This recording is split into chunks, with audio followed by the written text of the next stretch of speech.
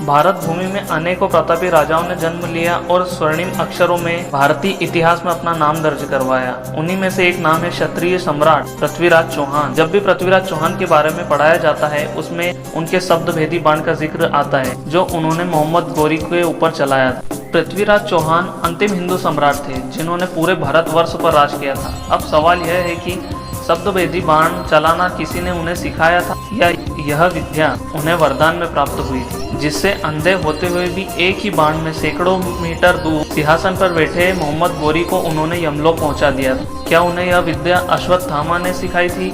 आइए जानते हैं विस्तार से। आज भी कई लोक कथाएं जो पृथ्वीराज चौहान के ऊपर बनी हुई है और उनमें शब्दभेदी बाण का जिक्र आता है कि उन्हें यह विद्या अश्वत्थामा ने ही दी थी, और यही सत्य है क्योंकि इतनी महान विद्या कोई महानतम योद्धा ही दे सकता है। अब चलिए आपको बताते हैं कि पृथ्वीराज को यह विद्या कब और कहाँ मिली। मध्य प्रदेश के बुरहानपुर शहर से 20 किलोमीटर दूर असीरगढ़ किले में भगवान शिव का एक प्राचीनतम मंदिर है।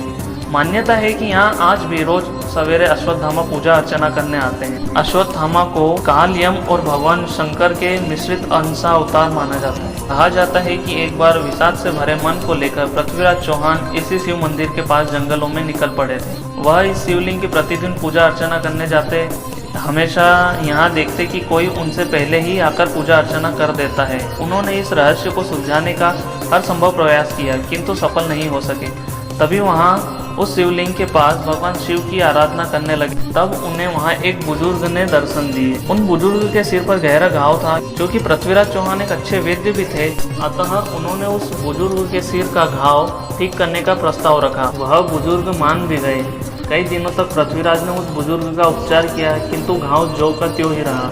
तब पृथ्वीराज चौहान चौंक गए और उन्होंने एक अनुमान के आधार पर उस बुजुर्ग से पूछा कि क्या आप अश्वत्थामा है? तब उन बुजुर्ग ने कहा कि हाँ, मैं अश्वत्थामा हूँ। पृथ्वीराज चौहान अभिभूत हो गए और उनके पैरों में गिरकर उनका आशीर्वाद लिया।